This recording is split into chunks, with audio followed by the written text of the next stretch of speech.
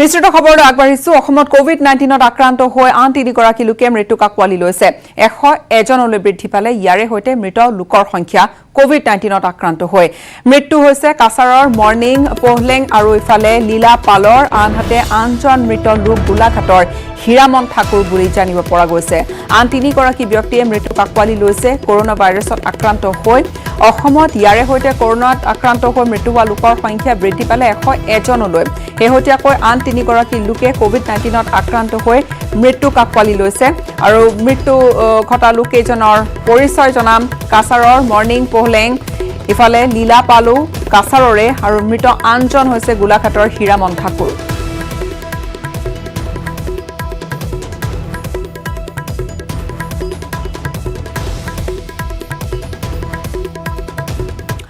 Covid যোদ্ধাৰ আন এক মহান কাৰ্য প্লাজমা দান কৰিলে আৰোগ্য লাভ কৰা 43 গৰাকীকৈ আৰক্ষীয়ে কৰোনাত আক্ৰান্ত হৈছিল আৰক্ষীৰ 1500 জন লোক আৰু 62 জন আক্ৰান্ত আছিল কৰোনাৰ লক্ষণ পৰীক্ষাৰ জৰিয়তে প্লাজমা দানৰ বাবে উপযুক্ত 43 গৰাকীয়ে জিএমচিএইচত দান কৰিছে ইতিমধ্যে প্লাজমা কোভিড যোদ্ধাৰ আন এক মহান কাৰ্য প্লাজমা দানৰ এই মহান কাম কৰিলে আৰোগ্য লাভ কৰা 43 গৰাকীকৈ আৰক্ষীৰ লোকে কৰোনা ভাইৰাছত আক্ৰান্ত হৈছিল আৰক্ষীৰ 1500 জন ব্যক্তি আৰক্ষীৰ 1500 জন লোক আৰু 62 জন আক্ৰান্ত আছিল লক্ষণ থকা আৰু ইয়াৰে পৰীক্ষাৰ জৰিয়তে প্লাজমা দানৰ বাবে উপযুক্ত 43 জনে জিএমচিএইচত দান কৰিলে প্লাজমা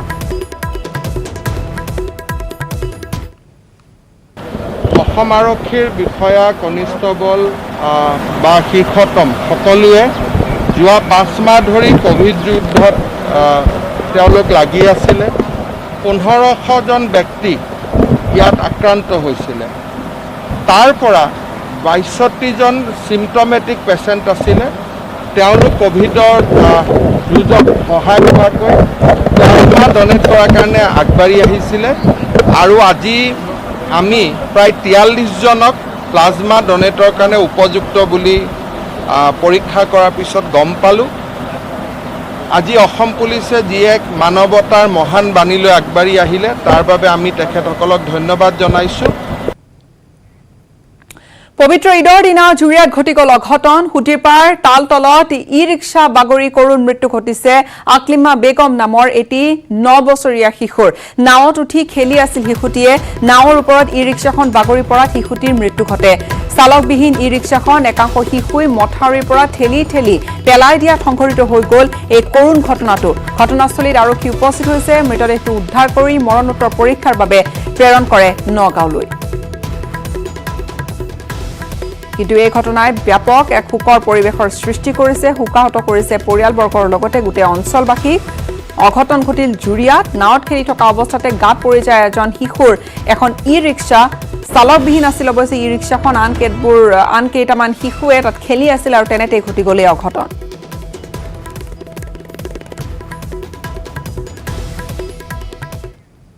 যোৰহাট নগৰৰ সীমা হোটেলত কোৱাৰেণ্টাইনত থকা এজন লোকে আত্মহত্যা কৰাক লৈ এতিয়া ব্যাপক চাঞ্চল্যৰ সৃষ্টি হৈছে পশ্চিমবংগৰ মালদাহৰ পৰা অহা শৈলেন সুৰেন নামৰ ব্যক্তিজনে হোটেলৰ কোঠাৰ ভিতৰতে আত্মহত্যাৰ পথ বাছি লয় মালদাহৰ পৰা শুকুৰবাৰে যোৰহাটলৈ অহা মুঠ 10 জন লোক হোটেলখনত কোৱাৰেণ্টাইন হৈ আছিল ভৰিন্দ্ৰ কনষ্ট্ৰাকচন লিমিটেডত কাম কৰিবলৈ আহিছিল লোকজনে হঠাৎ কিয় এই ধৰণৰ সিদ্ধান্ত ললে ইতিমধ্যে তাত চৰ্চা অব্যাহত আছে আৰু এই ঘটনাই কিন্তু ব্যাপক প্ৰতিক্ৰিয়াৰ সৃষ্টি কৰিছে সীমা হোটেলত এজনে আত্মহত্যাৰ পথ বাছি লৈছে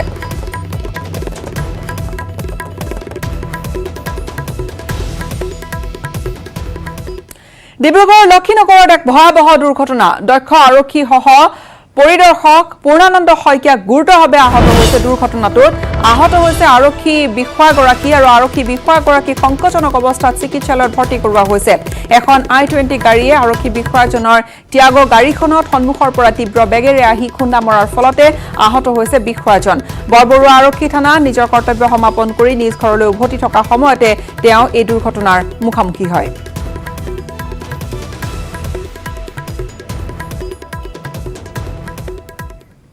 বোকাজান মহকুমাৰ বৰপথাৰৰ কাঠকটীয়া গাঁৱত এক লোমহৰ্ষক হত্যাকাণ্ডৰ পিছতে ব্যাপক চাঞ্চল্য সন্তানৰ সন্মুখতে স্বামীয়ে দাৰে ঘপিয়াই হত্যা কৰিলে পত্নীক এক নিৰ্মম ঘটনা নিহত মহিলাগৰাকী কৃষিলা চৰকাৰ বুলি জানিব পৰা গৈছে আৰক্ষীয়ে গ্ৰেপ্তাৰ কৰিছে অভিযুক্ত হত্যাকাৰী দেৱজিৎ চৰকাৰক মহিলাগৰাকীৰ মৃতদেহ মৰণোত্তৰ পৰীক্ষাৰ বাবে ডিফু অসামৰিক চিকিৎসালয়লৈ প্ৰেৰণ কৰিছে আৰক্ষীয়ে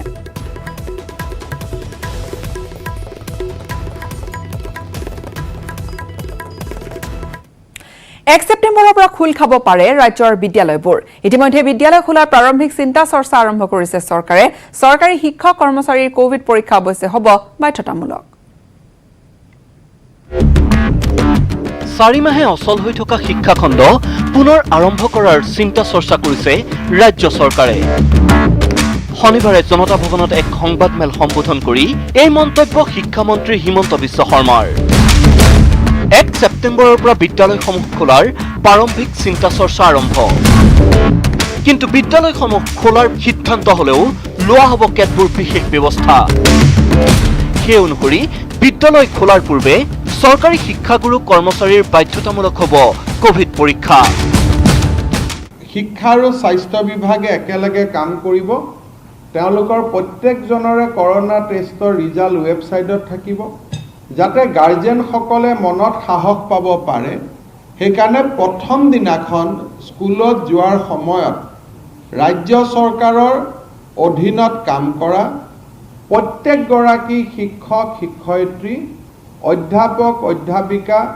চতুৰ্থ শ্ৰেণীৰ কৰ্মচাৰী সকলোৱে কম্পালসৰিলি মই ৱৰ্ডটো ইউজ কৰিছো মেণ্ডেটৰিলি তেওঁলোকে কৰোনা টেষ্ট কৰিব লাগিব চতুৰ্থ শ্ৰেণীলৈ ছেপ্টেম্বৰ মাহ পৰ্যন্ত বন্ধ থাকিব বিদ্যালয় পঞ্চম ষষ্ঠ সপ্তম আৰু অষ্টম শ্ৰেণীৰ শিক্ষাৰ্থী আহিব নোৱাৰিব বিদ্যালয়লৈ মুকলি পথাৰত কৰিব লাগিব শিক্ষাদান ক্লাছ 4 লৈকে কমপ্লিটলি বন্ধ থাকিব ছেপ্টেম্বৰ মাহটো আপ টু ক্লাছ 4 একো নহব তেওঁলোক য'ত আছে যেনেকৈ আছে ক্লাছ 4 লৈকে আমি আৰম্ভ নকৰোঁ 5, 6, 7, 8 এই চাৰিটা বৰ্ষ এই চাৰিটা বৰ্ষৰ শিক্ষকসকলে প্ৰধান শিক্ষকসকলে গাঁৱৰ খেলপথাৰ বা কোনোবা মানুহৰ যি চোতাল উইদাউট তেওঁলোকক স্কুলত আনিব নোৱাৰিব স্কুলৰ খেলপথাৰখন হওক বা গাঁৱৰ কোনোবা ডাঙৰ চোতালত হওক খেলপথাৰত হওক এওঁলোকে 4টা ক্লাছক বিভক্ত কৰি ল'ব 15জন ল'ৰাক বা ছোৱালীক তেওঁলোকে শিক্ষাদান কৰিব আৰু ব্যক্তিগত বিদ্যালয়ও গাঁৱৰ এই ব্যৱস্থাটো কৰিব পাৰিব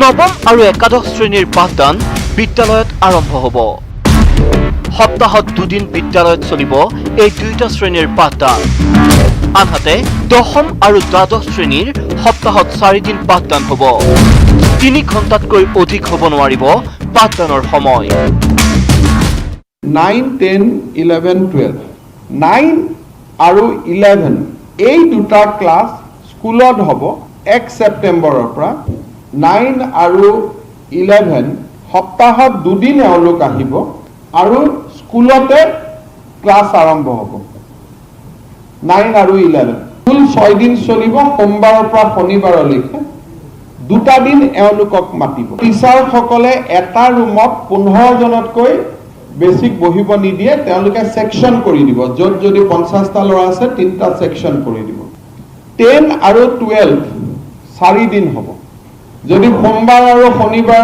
9 আৰু 11ক মাতিব 10 আৰু 12ক মঙ্গল বুধ বৃহস্পতি শুক্ৰ মাতিব 4 দিন 9টাত আৰম্ভ কৰিলে 12টাত শেষ কৰি দিব 12টাত ক্লাছ 9টোক পঠাই তাৰ পিছতহে তেওঁলোকে 11ক মাতিব তো 9 আৰু 11 দেখা দেখি হ'ব নোৱাৰে ঠিক তেনেকে 10 আৰু 12 দেখা দেখি হ'ব নোৱাৰে মহাবিদ্যালয়ত কেৱল চূড়ান্ত ষান্মাসিকৰহে পাঠদান চলিব শিক্ষাৰ্থীৰ বাবে নহয় শিক্ষকৰ বাবেহে বাধ্যতামূলক হ'ব উপস্থিতি কলেজসমূহতো 3 ইয়াৰ ডিগ্ৰী কোৰ্সৰ ফাইনেল সেমিষ্টাৰটোৰ ক্লাছ আৰম্ভ হ'ব অনলি দ্য ফাইনেল সেমিষ্টাৰ। ইয়াত কোনোবা এজন যদি পলিটিকেল সায়েন্সৰ ষ্টুডেণ্ট আছে, তেওঁ যদি গুৱাহাটীত আহিব নোৱাৰে, ঘৰ যদি নগাঁও, তেওঁ নগাঁও কলেজতো কৰিব পাৰিব। অধ্যাপক অধ্যাপিকাৰ ক্ষেত্ৰত সেইটো নহ'ব, কাৰণ they have to stay in headquarter. So' অধ্যাপক অধ্যাপিকা তেওঁলোকে এইটো ফ্লেক্সিবিলিটি নাপাব। কিন্তু হেণ্ডিকত পঢ়া ছাত্ৰী এজনী যদি বৰ্তমান গাঁৱত আছে, তেওঁ গাঁৱৰ কলেজখনতো তেওঁলোকে শিক্ষা ল'ব পাৰিব। ষ্টুডেণ্টৰ কাৰণে এটেণ্ডেঞ্চ কম্পালচৰি নহয়, কিন্তু শিক্ষকসকলৰ কাৰণে হয়। অৱশ্যে এয়া চূড়ান্ত সিদ্ধান্ত নহয়। শিক্ষানুষ্ঠান খোলাৰ ক্ষেত্ৰত চূড়ান্ত সিদ্ধান্ত কেন্দ্ৰই ল'ব। এয়া ৰাজ্য চৰকাৰৰ মানসিক প্ৰস্তুতি বুলিহে মন্তব্য কৰে স্বাস্থ্যমন্ত্ৰী হিমন্ত বিশ্ব শৰ্মাই। কেমেৰা পাৰ্চন নিতুল কৃষ্ণ দাসৰ সহযোগত গুঞ্জন কলিতাৰ report, news 18 Assam north east. আৰু এইখিনিতে সময় হৈছে এটা চমু বাণিজ্যিক বিৰতিৰ।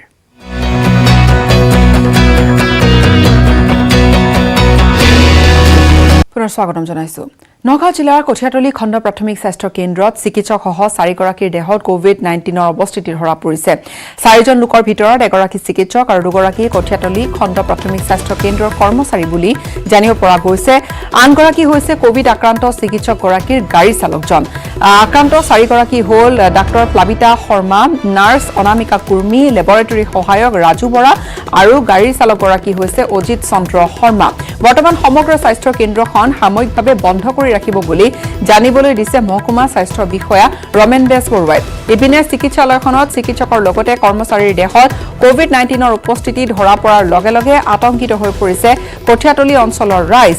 উল্লেখযোগ্য যে যিগৰাকী চিকিৎসকৰ দেহত কোভিড-19 ধৰা পৰিছে, তেওঁ যোৱাকালিলৈকে চিকিৎসা কেন্দ্ৰত ৰোগীৰ সৈতে বা ৰোগীক চিকিৎসা সেৱা আগবঢ়াই আছিল।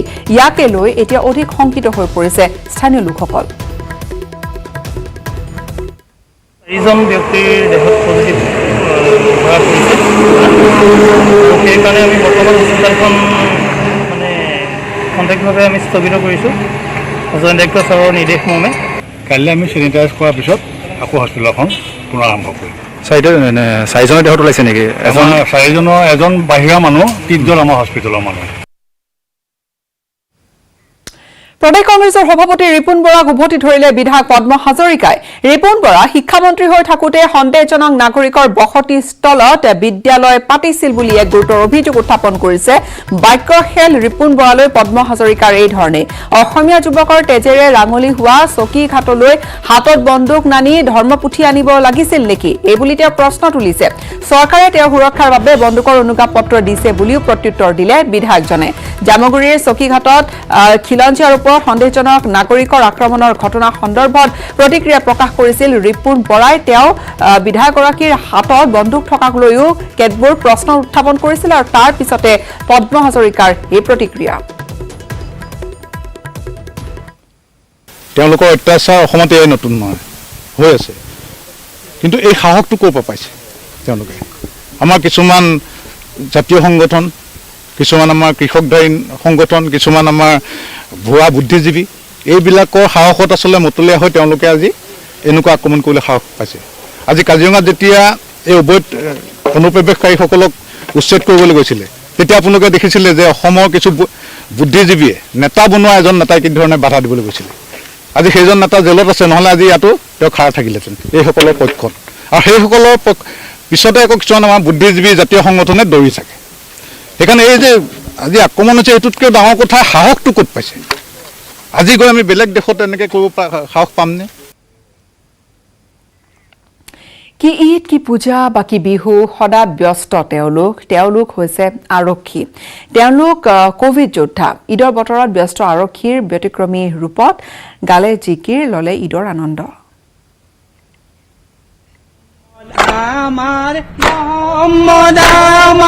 মোহাম্মদ আমাৰ লগি এনেহেন লগিকে এৰিব লাগিলে নেথাকে ইছলামৰ বাণী ও বান্দা নেথাকে ইছলামৰ বাণী। ৰ'দে বৰষুণে ব্যস্ত তেওঁলোক।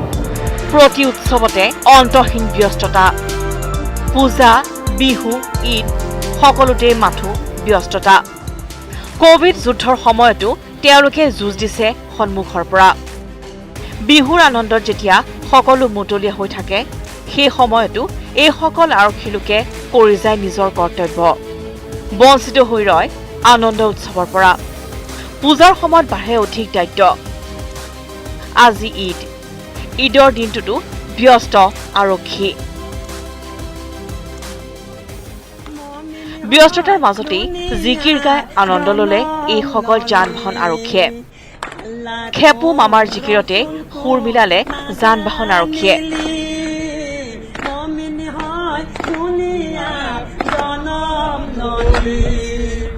আল্লাহ কোন রসুল কোন নাজানিলি ইমান কি নামাজ মই নাজানিলো ইমান কি নামাজ মই নাজানিলো এইবাৰ আহিল এইজন নুৰ আলীও জুৰিলে জিকিৰ মোহাম্মদ আমাৰ লগি এনেহেন লগিকে এৰিব লাগিলে নেথাকে ইছলামৰ বাণী ও বান্দা নেথাকে ইছলামৰ বাণী বিহুৰ সময়তো এইসকল আৰক্ষীয়ে কান্ধত ঢোল লৈ নিউজ 18ৰ কেমেৰাৰ সন্মুখতে মাৰিছিল বিহু হয় এইসকল অক্লান্ত কৰ্মীৰ বাবে উৎসৱৰ আনন্দ উল্লাস পিছৰ কথা সদায় সমাজ সেৱাহে আগ কথা কেমেৰাৰ হিতেশ ডেকাৰ সহযোগত ৰাজু বৰুৱাৰ report news 18 Assam north east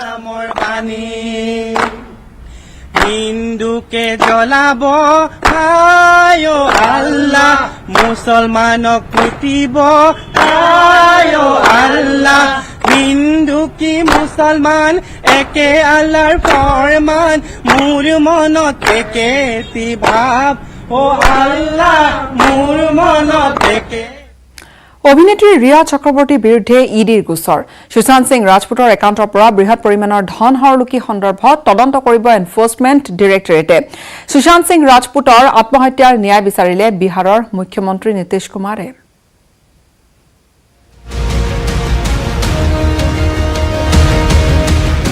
সুদৰ্শন অভিনেতা সুশান্ত সিং ৰাজপুতৰ আত্মহত্যাৰ গোচৰৰ তদন্তত প্ৰতিনিয়ত ওলাইছে নতুন নতুন মূৰ ৰহস্যৰ মকৰা জালত হাঙুৰ খাইছে ইখনৰ পিছত সিখন মুখ বিহাৰ আৰক্ষীৰ সমান্তৰালকৈ প্ৰধান অভিযুক্ত সুশান্তৰ প্ৰেয়সী ৰিয়া চক্ৰৱৰ্তীৰ বিৰুদ্ধে গোচৰ ৰুজু কৰিছে এনফৰ্চমেণ্ট ডাইৰেক্টৰেটে ৰিয়াৰ বিৰুদ্ধে সুদৰ বেহা অবৈধ ধনৰ লেনদেনৰ অভিযোগ ৰিয়াৰ আয়ৰ উৎসক লৈও সন্দেহ এনফৰ্চমেণ্ট ডাইৰেক্টৰেটৰ সেই সন্দেহতে বিহাৰ আৰক্ষীক সুশান্তৰ পিতৃয়ে দিয়া এজাহাৰৰ ভিত্তিতে গোচৰ ৰুজু কৰিছে এনফৰ্চমেণ্ট ডাইৰেক্টৰেটে ৰিয়াৰ লগতে ৰিয়াৰ সহযোগী আন এগৰাকী অভিনেতা আৰু পৰিয়ালৰ বিৰুদ্ধেও গোচৰ তৰিছে ইডিয়ে ইয়াৰ পূৰ্বে সুশান্তৰ মৃত্যুৰ বাবে তেওঁৰ পৰিয়ালে ৰিয়াক জগৰীয়া কৰি গোচৰ তৰাৰ পিছতে শুকুৰবাৰে প্ৰথমবাৰলৈ নীৰৱতা ভংগ কৰিছিল ৰিয়াই সিক্ত নয়নেৰে প্ৰেৰণ কৰা এক ভিডিঅ' বাৰ্তাযোগে ৰিয়াৰ দাবী সত্যৰ জয় নিশ্চিত I have immense faith in God and the judiciary. I believe that I will get justice. Even though a lot of horrible things are being said about me in the electronic media, I refrain from commenting on the advice of my lawyers as the matter is sub judice. Satyamir Jayate. The truth shall prevail. ইফালে মহাৰাষ্ট্ৰ চৰকাৰৰ লগতে উচ্চতম ন্যায়ালয়েও সুশান্তৰ আত্মহত্যাৰ তদন্ত চিবিআইক দিয়াৰ আবেদন খাৰিজ কৰাৰ পিছতো দেশজুৰি অব্যাহত আছে অভিনেতাগৰাকীৰ অনুৰাগীৰ দাবী এই তালিকাত শেহতীয়া সংযোজন কেন্দ্ৰীয় মন্ত্ৰী ৰামবিলাস পাছোৱানৰ মন্তব্য মুম্বাই আৰু বিহাৰ আৰক্ষীৰ টনা আজোৰাৰ বিপৰীতে কেৱল কেন্দ্ৰীয় অনুসন্ধানকাৰী সংস্থাটোৱেহে দিব পাৰিব সুশান্তৰ ন্যায় ইয়াৰ সমান্তৰালকৈ বিহাৰ চৰকাৰে স্পষ্ট কৰিছে ৰিয়া চক্ৰৱৰ্তীয়ে বিহাৰ আৰক্ষীৰ পৰা তদন্তৰ ভাৰ মুম্বাই আৰক্ষীক প্ৰদানৰ বাবে উচ্চতম ন্যায়ালয়ত জনোৱা আবেদনৰ বিৰোধিতা কৰিব বিহাৰ চৰকাৰে একে সময়তে সুশান্তৰ প্ৰাক্তন প্ৰেয়সী অংকিতাৰ বিস্ফোৰণ সুশান্তই অতিকৈ ভাল পাইছিল জীৱনক তেনে এজন লোকে কেতিয়াও নিজে নিজৰ জীৱনটোক শেষ কৰিব নোৱাৰে সাৱলীল অভিনয় আৰু সহজ সৰল ব্যক্তিত্বৰে দেশবাসীৰ মনত সুকীয়া স্থান দখল কৰা সুশান্ত সিং ৰাজপুতৰ আত্মহত্যাক লৈ দেশজুৰি চাঞ্চল্য অব্যাহত আছে তেনে সময়তে প্ৰধানমন্ত্ৰীৰ হস্তক্ষেপ দাবী সুশান্তৰ ভগ্নীৰ প্ৰধানমন্ত্ৰী নৰেন্দ্ৰ মোদীক সমগ্ৰ বিষয়টো চালি জাৰি চাই দেশৰ ন্যায় ব্যৱস্থাৰ ওপৰত থকা বিশ্বাস অটুট ৰাখিবলৈ অনুৰোধ জনায় সুশান্তৰ ভগ্নী শ্বেতাই সতীৰ্থ কেন্দ্ৰীয় মন্ত্ৰীৰ পৰা সুশান্তৰ ভগ্নীলৈ সকলোৰে আহ্বানৰ পাছত প্ৰধানমন্ত্ৰীগৰাকীয়ে কি পদক্ষেপ লয় সেয়াহে লক্ষণীয় হ'ব। Bureau report news 18 Assam north east. অনিতিয়ে এতিয়া নীতি নলবাৰী জিলা স্বাস্থ্য বিভাগত সাধাৰণ লোকে সোৱাব দিলে হ'ব লাগে হোম কোৱাৰেণ্টাইন, কিন্তু স্বাস্থ্যকৰ্মীয়ে সোৱাব দিলে হ'ব নালাগে নেকি হোম কোৱাৰেণ্টাইন? এই প্ৰতিবেদন আগবঢ়াই বিদায় লৈছো। ধন্যবাদ, শুভৰাত্ৰি। সাধাৰণ লোকে সোৱাব দিলে হ'ব লাগে হোম কোৱাৰেণ্টাইন, স্বাস্থ্যকৰ্মীয়ে সোৱাব দিলে হ'ব নালাগে হোম কোৱাৰেণ্টাইন। কৰোনাক লৈ নলবাৰী স্বাস্থ্য বিভাগৰ হেতালি, কৰ্তব্যৰ পৰা ৰেহাই পোৱা নাই গৰ্ভৱতী নাৰ্ছে। কৰোনা পৰীক্ষাৰ ফলাফল অহাৰ পূৰ্বেই হাস্পতালত কৰ্তব্য সম্পাদন কৰিছে কৰোনা আক্ৰান্ত পৰিয়ালৰ সদস্যই। এই মহিলাগৰাকী হৈছে নলবাৰী শ্বহীদ মুকুন্দ কাকতি অসামৰিক চিকিৎসালয় প্ৰসূতি বিভাগৰ বেবী ICUত কৰ্মৰত GNM নাৰ্ছ নন্দা কলিতা। ইতিমধ্যেই কৰোনাত আক্ৰান্ত হৈ চিকিৎসাধীন হৈ আছে নন্দাৰ স্বামী, শহুৰ আৰু শাহুসহ পৰিয়ালৰ 3 সদস্য। ৰেপিড টেষ্টত GNM নাৰ্ছগৰাকী কৰোনা নিগেটিভ যদিও এতিয়াও ওলোৱা নাই মহিলাগৰাকীৰ স্বাব পৰীক্ষাৰ ফলাফল। আপোনাৰ হোম কোৱাৰেণ্টাইনৰ কিবা ব্যৱস্থা কৰিছে নেকি? আপুনি ডিউটি কৰি থাকিব লগা হৈছে? মোৰ ৰেপিড টেষ্ট নিগেটিভ আহিছে, স্বাব টেষ্টটো দিছোঁ, ৰিজাল্ট অহা নাই এতিয়া। স্বাব টেষ্ট কোনদিনা দিছে? এইটো 29 তাৰিখে হয়, 28 তাৰিখ নহয় একচুৱেলি। দেউতাহঁতক 29 তাৰিখে এডমিট কৰিছে, মই কৰিছোঁ। যিহেতু হেল্থ ডিপাৰ্টমেণ্টত কাম কৰোঁ, আমাৰ ষ্টাফো কম, সেইকাৰণে আহি থাকিব লগা হৈছে।